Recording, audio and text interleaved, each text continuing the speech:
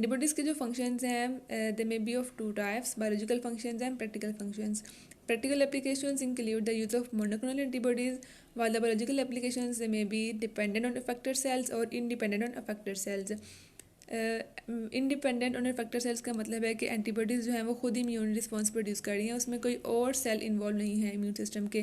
But I will discuss the antibody functions dependent on effector cells. ये इसमें क्या होता है कि जो एंटीबॉडीज़ हैं वो कोई भी जो एंटरिंग पैथोजन है, कोई बैक्टीरिया हो गया या कोई और एंटीजन हुई, उनको वो कोट कर देंगे उनकी सर्फेसिस को.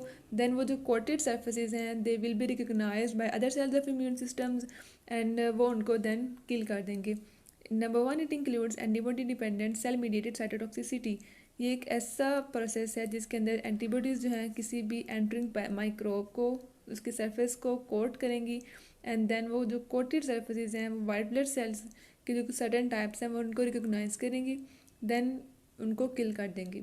These white blood cell types include macrophages, eosinophils, neutrophils, and natural killer cells. This diagram is showing the antibody-dependent cell-mediated cytotoxicity. कोई भी पैथोजन एंटर हुआ लाइक कोई बैक्टीरिया सेल एंटर हुआ, एंटीबॉडीज़ ने जाके उनको कोड कर लिया.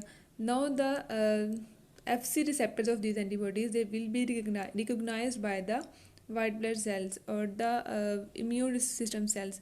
देन ये जो इम्यून सिस्टम के जो सेल्स हैं उन एफसी रिसेप्टर्स को जब रिकॉग्नाइज करेंगे, उनके साथ जाके अटैच होंगे, then as a result cells की लाइसिस करा देंगे. Next comes mast cell degranulation. Mast cells ऐसे सेल्स होते हैं जिनके पास ग्रेन्यूल्स होते हैं जिनके अंदर कोई भी टाइप के मीडिएटर हो सकते हैं, लाइक इरेटेड हो सकते हैं. जब इन मैस्ट सेल्स के साथ एंटीबॉडीज़ अटैच होती हैं तो इन मैस्ट सेल्स को हम कहते हैं सेंसिटाइज मैस्ट सेल्स.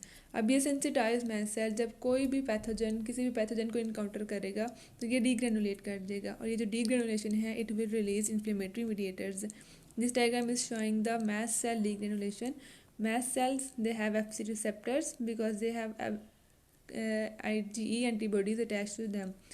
जब इन्हीं IgE एंटीबॉडीज़ के साथ आके पैथोजन अटैच होगा तो ये जो मैस्ट सेल है ये डीग्रेनुलेट कर देगा and as a result inflammatory mediators जो है ये बाहर निकलेंगे और वो इन्फ्लेमेशन कॉज कर देंगे. Next comes complement activation.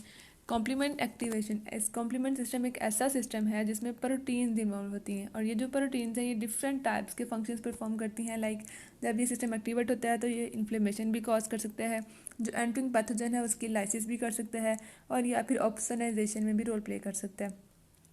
ये जो सिस्टम के प्रोटीन्स हैं, मेजर जो प्रोटीन्स हैं, ये सारी एक कैस्केड मैनर में रिएक्ट करती हैं. मतलब एक प्रोटीन एक्टिव हुई, उसने दूसरी सारी प्रोटीन्स को साथ एक्टिवेट करते गए एंड एज अ रिजल्ट एक साइकिल चलेगा और जो एंटरिंग पैथोजन है वो डिस्ट्रॉय हो जाएगा. Major components of the complement system include C1, C2, C4, C5, C6, C7, C8 and C9 proteins and some other proteins like factor D, B and properdin. Complement activation includes two types of pathways, classical pathway and alternative pathway. Here is the classical pathway. इस classical pathway में कोई भी cell जब enter हुआ bacterial cell तो उसने antibodies ने उसको जाकर कोट कर लिया. अब इन कोटेड एंटीबॉडी एंटीजन कॉम्प्लेक्स के साथ जब C1 प्रोटीन्स अटैच होंगी वो एक्टिवेट हो जाएंगी. ये एक्टिवेटेड C1 प्रोटीन जो हैं वो C2 और C4 में एक्ट करेंगी. C2 को कन्वर्ट कर देंगी C2A एंड C2B में, एंड C4 को कन्वर्ट कर देंगी C4A एंड C4B में. C2B एंड C4B जो हैं ये दोनों they will join together and they will form the C3 convertase. और जो C2A एंड C4A हमारे पास ऊपर बच गए हैं ये दोनों इन्फ्लेमेटरी रिस्पॉन्सेज कॉज करेंगे. अब ये जो C3 कन्वर्टेज बना है हमारे पास, ये C3 पे एक्ट करेगा, उसको कन्वर्ट कर देगा C3A एंड C3B में. C3A जो है ये इन्फ्लेमेशन कॉज करेगा, और जो C3B है it will combine with other protein factors like factor D and B, और ये मज़ीद C3 कन्वर्टेज बनाएगा जो कि मज़ीद C3 को C3A और C3B में कन्वर्ट कर दिया जाएगा. अब ये जो C3 कन्वर्टेज है ये प्रोपेर्डिन के साथ भी मिलेगा और C5 कन्वर्टेज बना देगा. बट ये जो इसने C3B बनाया है, ये जो C3B है वो ऑप्सोनाइजेशन का रोल प्ले करेगा. This process includes the coating of bacteria to make them more susceptible to phagocytosis. कि कोई भी बैक्टीरिया एंटर हुआ, C3B ने उसको कोट कर लिया उसको कोट किया एंड देन फिगोसाइटोसिस करने वाले जो फिगोसाइटोस हैं उन्होंने उसको रिकॉग्नाइज़ किया और देन उसको फिगोसाइटोस कर लिया।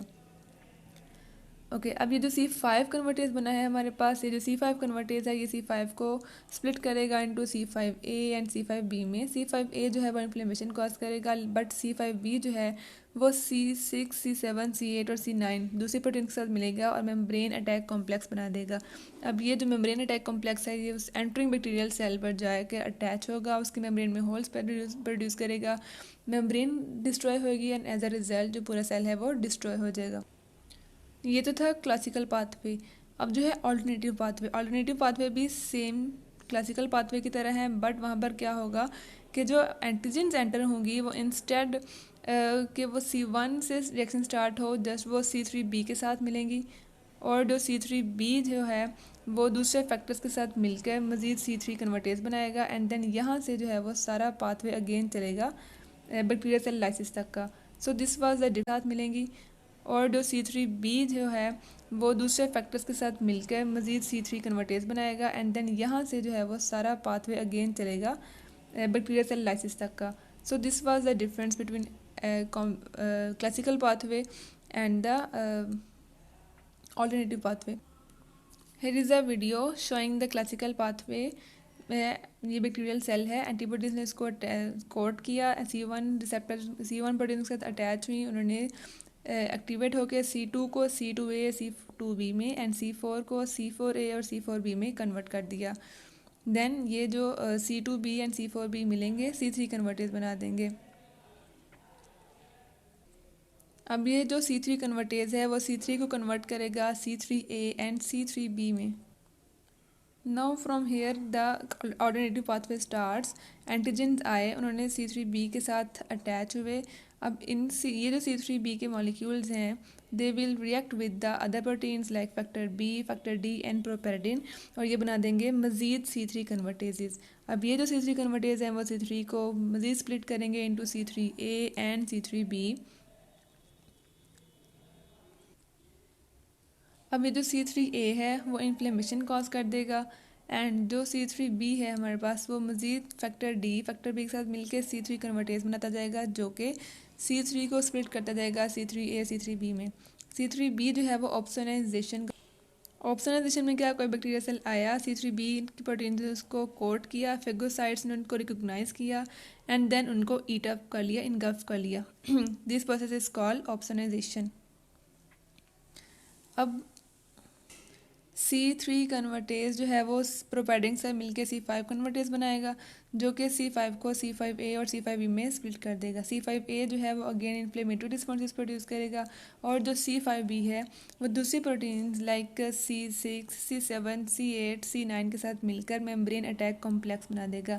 ये कॉम्प्लेक्स जब बैक्टीरिया की या कोई भी एंटरिंग पैथोजन की मेम्ब्रेन पर जाकर होल्स प्रोड्यूस करेगा एंड अटैक करके होल प्रोड्यूस करेगा, वहाँ से जो मूवमेंट्स हैं मटेरियल्स की वो होना स्टार्ट हो जाएंगी एंड एज अ रिजल्ट जो सेल है वो लाइज कर देगा। So this was all about my presentation. I hope you understand. If you have any question you can ask.